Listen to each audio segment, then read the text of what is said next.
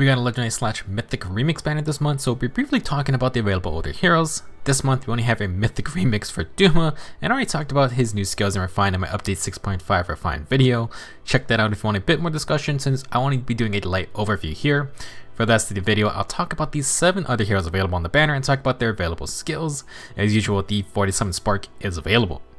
First up, Mythic Duma got his Refine plus Remix buffs. His Fell Breath Refine still gives him +6 attack and res and fall prevention against foes with less than full health. However, now it also procs off an attack check at start of combat. This means checking using flat stats plus field buffs and debuffs only. Additionally, if Duma initiates combat or is near an ally, he gets +5 attack, inflicts -5 attack on the foe, and has the Dragon's Wrath effect. 30% damage reduction for the first hit he takes, and Duma deals bonus damage on his first hit equal to 30% of Duma's attack minus the foe's res.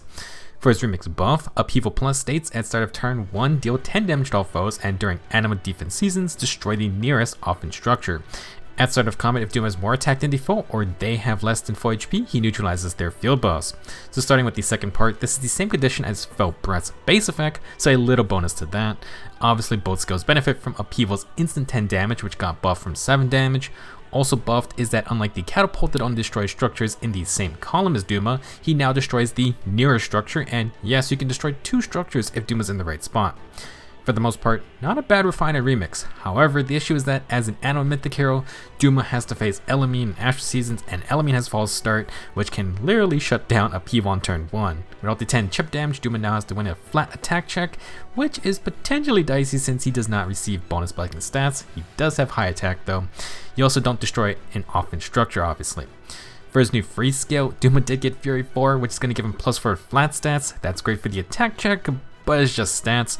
Fury's recoil damage is also kind of counterproductive with Fell Breath's damage reduction for longer fights. Another issue is getting Duma to the actual fight, since as an army unit, he's going to lag behind everyone without armor march type buffs. You could run him with his innate bold fighter and use armored boots plus a dancer type setup. The other option is to sadly abandon Upheaval in favor of near or far save. The benefit is obviously Duma gets to fight some attackers. The bad is that, again, you have to win the attack check.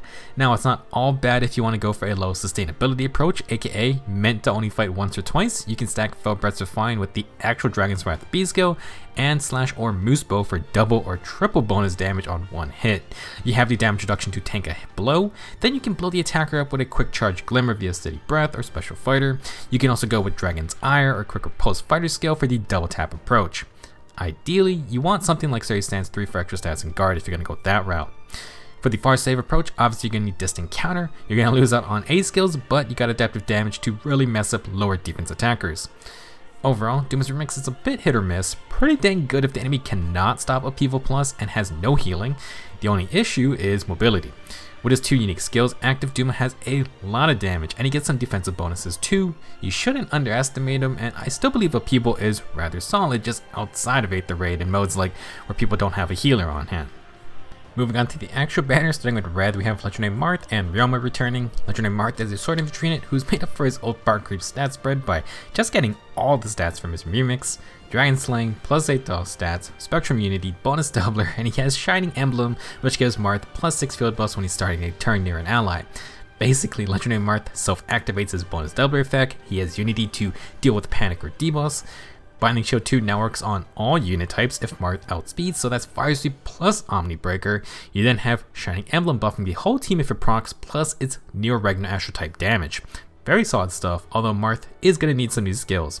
10 speed bond 3 is alright, but you may want something more offensive. Infantry Flash grants AoE Flashing Blade for infantry allies and is still incredibly rare. Moving on to Legendary Ryoma, he's a flying sword unit who basically just wants to be an infantry unit. Raijinto's Refine still has this encounter, but now adds +4 to all stats and no follow-up 3, which flyers cannot usually run. This pairs with Bushido 2, which negates fly effectiveness, grants +7 damage on hit, and dodge. Dodge and no follow-up are not common for flyers, and negating fly effectiveness lets Ryoma actually use this encounter. Obviously, it's still tough to compete with all the busted sword infantry units nowadays, but Legendary Ryoma has unique perks for a flyer, and he gets to use things like attack speed rain for those consistent debuffs. That is probably the best fodder skill in this group. Ryoma does have guidance as well, which is actually still rare for the C slot, but it is a sacred skill if you need it. Kestrel Stance 2 is now available on Yen Fei if you haven't merged them up, and while not the best in its current form, it can lead into the tier 3 version if you want to dodge tank. Overall, by nature of the supreme competition of sword units, red is a tough sell unless you already like these two units. Next up is the blue group with legendary Fjorm and Ephraim. Fjorm is our free book 2 unit, and Laegjarn's Refine gives it +4 attack and speed and up to +8 defense and res while neutralizing debuffs. It has distant counter to utilize Ice Mirror 2, which is a defensive special against ranged attacks, upping its damage reduction to 40% and tacking on bonus counterattack damage equal to 40% of Fjorm's res stat. She has Shield Pulse to pre-charge Ice Mirror plus reduce more damage, and Fjorm originally got Attack and Defense Unity as her free new skill. Unity clashes with Laegjarn's Refine, so they also gave her Mirror Stance 3. While Shield Pulse is still rare, undoubtedly Mirror Stance 3 and Attack and Defense Unity both make Fjorm a prime fodder unit. You get 2 amazing choices, or you can grab both at the same time. Next up is legendary Ephraim, a Lance Cavalier who got some much needed buffs. Flame Sequence Refine now works on initiations or solo and grants +4 attack and defense with a follow-up attack. It can also inflict -5 attack and defense on the foe and gives Ephraim +1 special charge for every action. Free follow-ups and special charge are 2 great pros for any slower unit. Ephraim's Solar Brace got completely reworked and now gives Kanto 2, no guard, and restores 10 HP after every single fight. Admittedly, I wasn't so sure how legendary Ephraim would do with these buffs at first, but even my unmerged copy started putting in major work on Abyssal PvE maps. Kanto is busted as usual, and the extra special charge plus no guard makes Gale Force very easy to activate. Gale Force actions also mean more healing per turn, and Ephraim got Attack and Defense solo as his free skill. That is his best skill to fodder for sure. Blue group is not too bad, especially with the 3 pretty good A skills available. For the green group, we got legendary Hector and Ascended Fjorm. OG Hector still doesn't have a refine, but legendary Hector already got his remix. Another Axe Armor unit with his Thunder Armads. It's a bit more defensive in nature with -10 attack and defense debuffs, fall prevention, and 40% damage reduction for 1 hit. Osteo's Pulse 2 still has its Tactics team condition, but now gives Hector and his teammates +6 defense and res field buffs and times pulse. This works anywhere on the map as long as you meet the Tactics condition. Hector goes full in tank mode with Crafty Fighter for guard and Quick Repose, plus of course he has distant counter.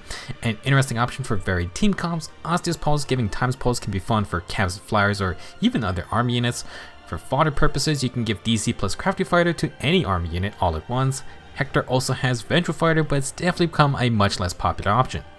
Joining Hector is Ascended Fjorm, who's probably gonna pull some draws here. She is also an Axe Arm unit, but is definitely one of the premier far save units thanks to Nifl's Bite having distant counter with no C Disrupt. It also heals after combo to accelerate specials to have a 1 cooldown Ice Mirror. Ascended Fjorm only gets the basic Ice Mirror because Hardy Fighter double procs it and gives defensive no follow-up. With her high speed and steady posture 3 for more speed plus guard, this Fjorm is a pretty monster far save unit. She does struggle in melee combat though.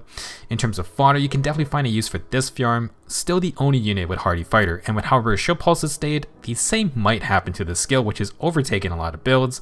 Of course, Tagara's far save is also great, and you can get steady posture 3 with either skill at the same time. Last up is the colorless group, and we had talked about Duma already. For skills, he has Fury 4, Bold Fighter, and Defense Res Solo 3. Not exactly the most crazy fodder, but Fury is Fury. Bold Fighter is still amazing if you want a player phase arm unit, and Defense Res Solo 3 could get you to the tier 4 later on. Last unit for today is Ascended Laegjarn. She's a colorless bow cav with great offensive stats, but pretty low res. She can be susceptibly tanky though, like her OG form, because Flame of Moose Bow requires a bonus on Laegjarn to activate, but it accelerates specials, grants +6 attack and speed, and 50% of all total field buffs on Laegjarn and the enemy go to all of her stats.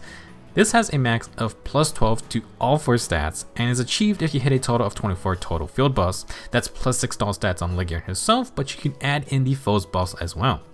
To self-buff, she has Raw's Tag and Speed 4, which is the same as the tier 3, but with no panic added on.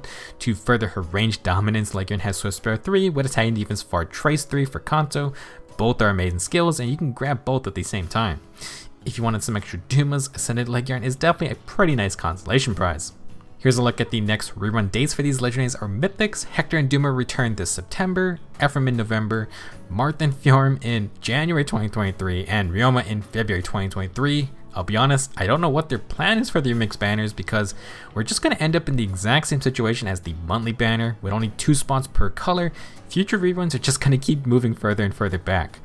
Keep in mind, changes can happen, so be prepared for earlier dates if you really want more copies. Next up, the next set of remixes should be in 2 months, with Roy and Yoon in July. Then we already got some changes from the last announcement, because Legendary Alm has been moved up from November into August, and Naga also from September to August. They seem to be the next group for remixes, and I think we're going to see another batch of older legendaries and mythic heroes get added to the summoning pool for these remix banners soon. For additional changes, Gunther, Erica, and Hirid have been moved up into August. They are definitely cleaning up the schedule, and we're returning to 2 remixes per remix batch. That's all I got for this video. Good luck on your summons if you still have orbs left. I will see you guys next time.